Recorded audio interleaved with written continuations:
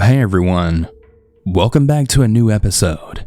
Today's episode is actually sponsored by my good friend Swamp Dweller. He's got a new podcast, which is called The Dark Side of YouTube. If you like horror, you should definitely consider checking out this podcast.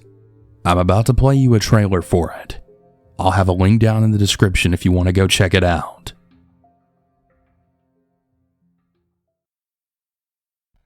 Generally, YouTubers are seen as fun-loving entertainers with a passion for a specific niche in content. Many look up to these entertainers as inspirational role models. But what if I told you that even a fun-loving place like YouTube has a dark side? What if I told you that even the most family-friendly, light-hearted YouTubers potentially have a dark secret? Welcome to the dark side of YouTube. I am your host, Autumn Ivy, and with this series, my team and I will be taking the deepest dives into the darkest and most disturbing corners of YouTube. These are the stories YouTube doesn't want you to know about. From the creators of The Dark Side of Gaming and The Dark Swamp horror stories, you won't want to miss a single minute of The Dark Side of YouTube.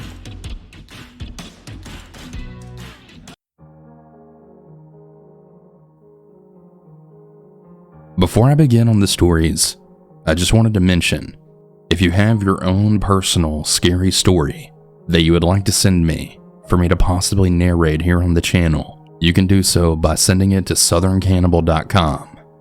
Now that all that's out of the way, let's begin.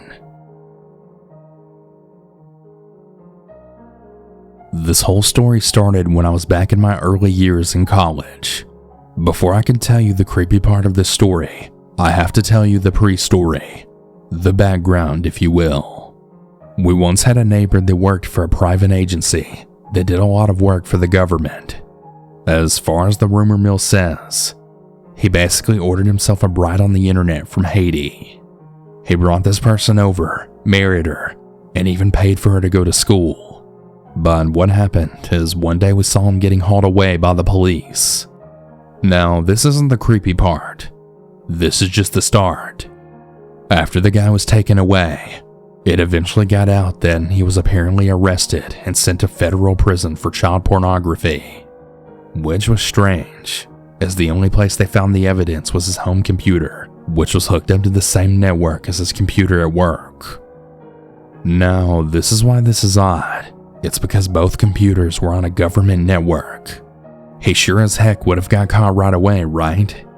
And the other point is that he was never home during the time the computer was downloading the evidence. I mean, yeah, you can do damn near anything with a computer, but the only person home at those times was his wife. Anyways, he got arrested and he was taken to a federal prison like I said. Well, then shortly after, the wife moves in her boyfriend from Haiti. And let me tell you, this man was strange. He would always sit in the garage buck naked with the garage door wide open. I really never felt comfortable with them next door. But the creepy part is that one night when I was just chilling in my bed, cuddled under the covers watching anime, I had then heard some yelling outside and the neighbor's floodlights going off. So I got out of my comfy space and I went to look out my window. I looked through the blinds and I saw the two standing on the side of the house screaming at each other. I just ignored them and I went back to my comfortable spot and just continued watching TV.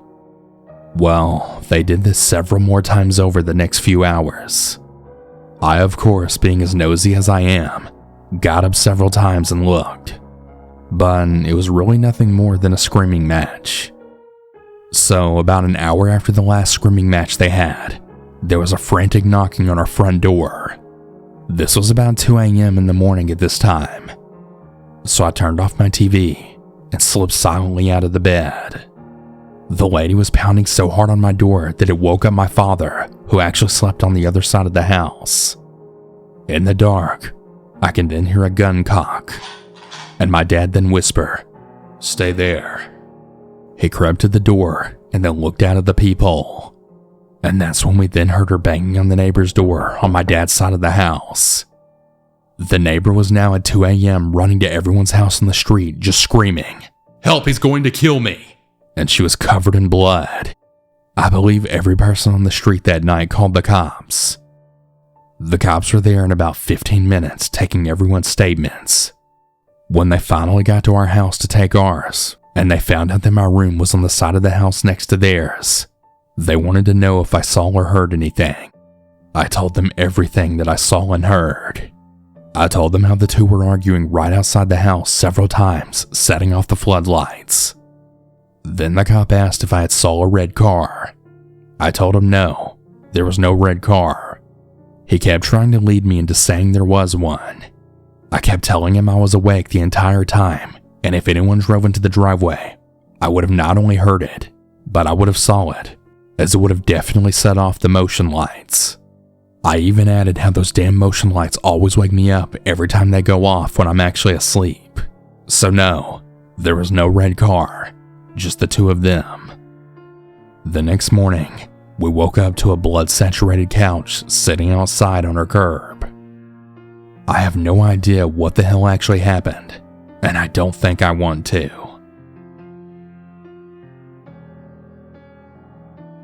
When I was in grad school, I relocated from my home state to a new state 5 hours away to attend classes.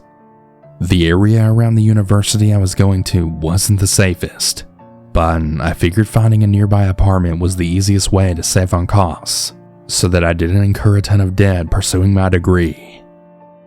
The building I moved into was basically a converted 3-story house with a large 2-story extension behind it. I lived in one of the middle units on the first floor, and I had a parking space in the very back of the building. I mostly kept to myself, but I inevitably ended up meeting my next-door neighbors. They were a married couple with no kids, probably 10 or 12 years older than me. I found out through the building super that the husband was the son of the man who owned the entire property. The husband had been in a really bad automobile accident that left him with some lasting cognitive limitations. The wife seemed nice, but had a very dominating personality and talked a lot. They were both really enthusiastic to meet me and get to know me, which I initially chalked up to them being lonely. I would later start to suspect that they wanted some kind of relationship with me. It was that kind of weird vibe. They would frequently either sit outside their door or leave just their screen door closed so that they could see me and stop me while I walked to and from my car to my own apartment. These conversations would take anywhere from 5 minutes to half an hour before they get the hint that I was trying to go about my day. They would always end with an offer to have me over for dinner and a drink sometime, which I would always politely decline. Their friendly veneer towards me was even more unsettling, considering I would hear them getting into shouting matches most nights, sometimes all night long while I tried to sleep. For a whole year I dealt with this, right before my lease was up in January and I found a new place to live. I got really good at avoiding them, but when I was moving out, the husband finally caught me with boxes in my hand. He called after me. "Hey, where are you going?" I turned around to face him, but kept walking backwards, and then said, "Oh, hi. I'm actually moving out this week." His eyes got wide, and he just stared at me, then sang, "But you never came over for dinner." I didn't really know what to say to that, apart from, "Yeah, I'm sorry we didn't get the chance." He stood in the middle of the driveway and just continued to stare at me without saying anything. So I turned back around and loaded the box into my car. As I left the complex with that load of stuff, I drove past him and he just continued to stare at me with wide eyes and an expressionless face. About 2 days later, I had moved all of my extra things out and was just living in the unit with my essentials. That night, it was brutally cold, with temperatures dropping down in the negatives. When the sun went down, all the electric in my unit went off. I didn't have access to my electrical panel, and when I called the super, he didn't answer. I ended up having to call the electric company to report an outage and gathered up my stuff to stay at my then girlfriend's parents' house. I went back the next morning, determined to move the last of my stuff once and for all, when I saw the electric company's truck pulled over in the street in front of the building. I was entering my unit when the workman came up to me and asked if I was the one who reported the outage. I said I was, and he gave a little chuckle, then sang, "Well, buddy, you managed to piss somebody off." I asked him what he meant by that, and he said, "The only outage in the building was to your unit. Normally when a circuit is tripped, the switch flips to a halfway position to turn off. Your switch was flipped all the way off, so someone went down there and did that to you on purpose." I asked him where the switch was, and he said the basement storage unit, but that's only accessible by the super or the building owner. I pieced it all together and realized that my neighbor had turned off my power on the coldest night of the year. I didn't even bother confronting him about it. I just wanted to get the hell out of there. I finished packing up my stuff and left, never looking back to see if he or his wife were watching me go.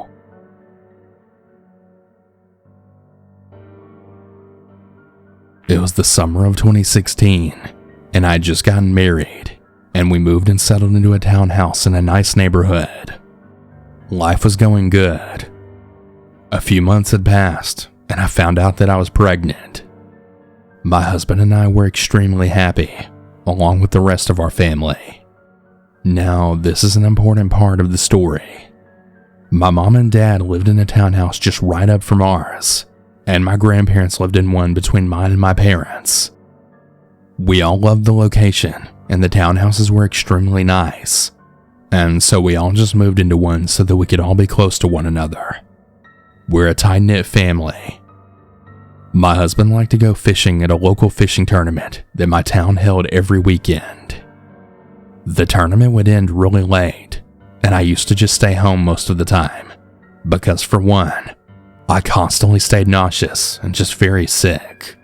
For two, I couldn't handle the smell, especially being pregnant. So with nothing else to really do, I would just try and get some fresh air and try to enjoy the evenings with my mom and grandparents. That's when it all started.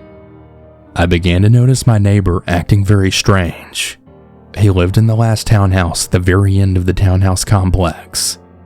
However, we didn't have a mailbox slot or anything in our doors, so we had to check our mail at the entrance of the townhouse complex.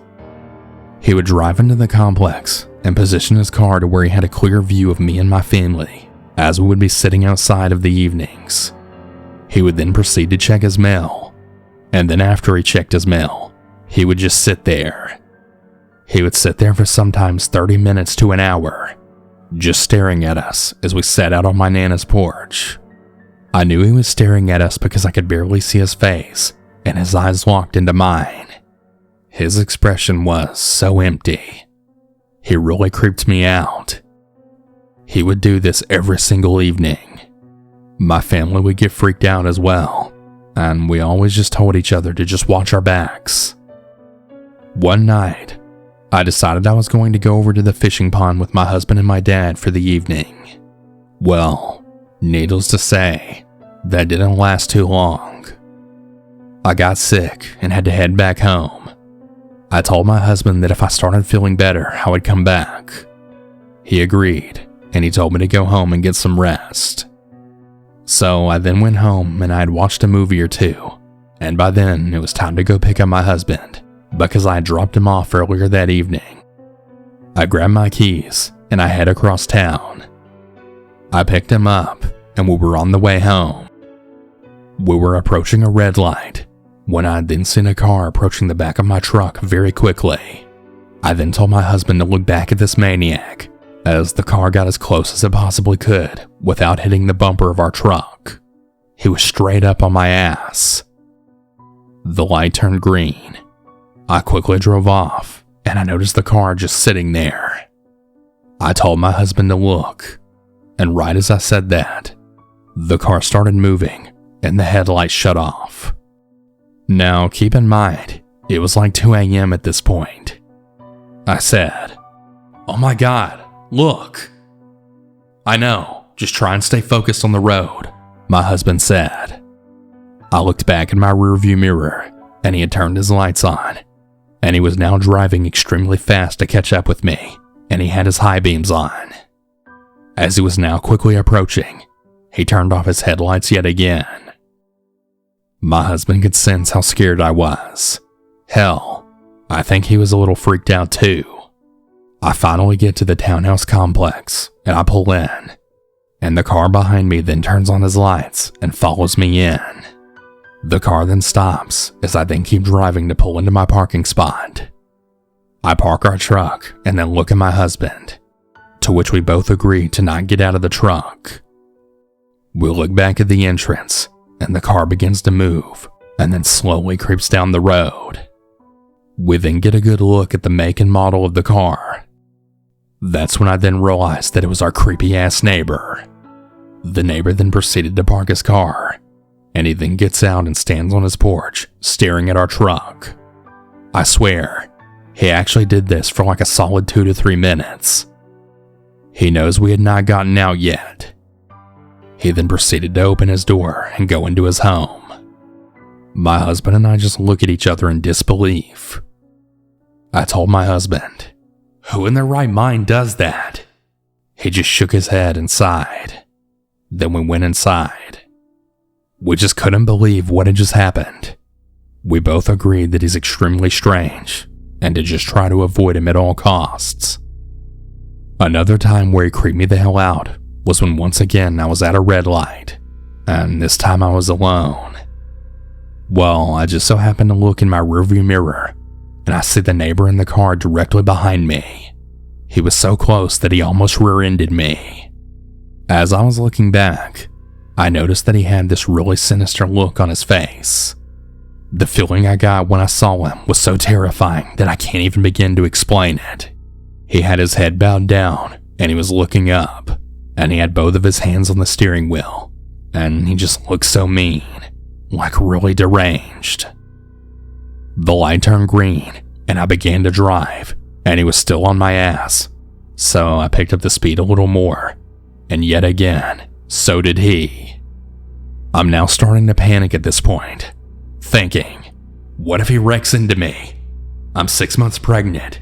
He could cause me to lose my baby. He's still tailgating me at this point, and he still had that same sinister look on his face. It honestly looked like he wanted to hurt me.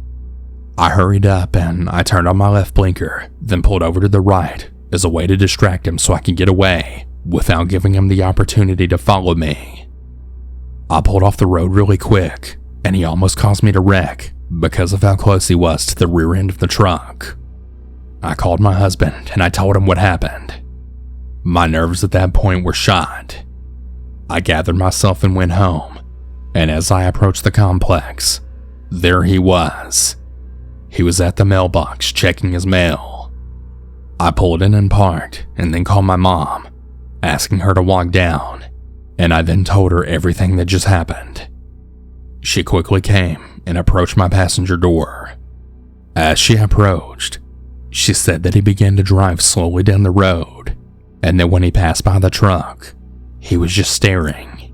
So I hurried up and got out and then went into my house, making sure everything was secure. My mom couldn't believe how he acted. My sister found out about the situation and began to dig deep. She's the private investigator of the family. Well, we soon found out that he was a convicted murderer who had done the unspeakable. This guy had murdered his lover and slept beside the dead corpse for days. He was planning on getting rid of the body, but luckily, he got caught in the act. He tried claiming insanity, but he ended up getting denied. He served time and was released a few short years too soon. I began to become very paranoid after I'd found out what he had done. I always made sure to lock every door, every window. Everything I could do to feel safe, I did it. I also carried a gun with me everywhere I went. Legally, of course. I was scared of him. Hell, I had every reason to be scared of him. A couple of months had passed, and my dad and husband was out working on the truck while my mom and I and my newborn baby was sitting on the porch trying to enjoy the evening. We both noticed his car pull into the complex, and he was blasting the song, "I've Had the Time of Our Life." You know, the iconic song in the movie Dirty Dancing. He's slowly creeping down the road, and as always, just staring at me and my mother. And he drives down to his parking spot, beginning to pull into a spot, and then puts his car in reverse, and then backing up to where he has a clear view of me and my mom, and is turned plumb around in his car staring at us, all while that song is still blaring. My mom and I tell my husband and dad to get up. At that point, they've had enough. They said they were going to go ask him what the hell he's staring at. Well, he sees them walking towards his vehicle, and he then speeds off down the alleyway. I don't think I'll ever be able to listen to that song ever again without thinking of that creep. Thanks for ruining that for me. I really appreciate it. He eventually moved out a short time after that, and I couldn't have been happier. I was finally able to feel at peace in my own home again. I sometimes see him out and about in town, and when I do, I'm instantly reminded of just how fearful he once made me feel. He really is one hell of a creep.